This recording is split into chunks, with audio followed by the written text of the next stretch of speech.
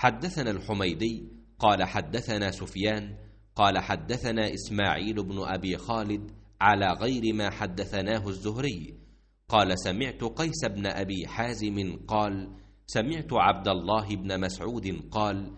قال النبي صلى الله عليه وسلم لا حسد إلا في اثنتين: رجل آتاه الله مالا فسلط على هلكته في الحق، ورجل آتاه الله الحكمة فهو يقضي بها ويعلمها.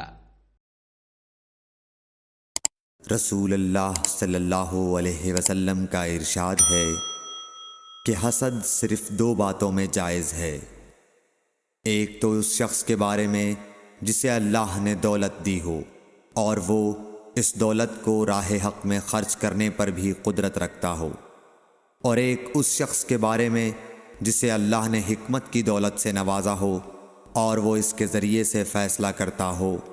और लोगों को इस हिकमत की तालीम देता हो।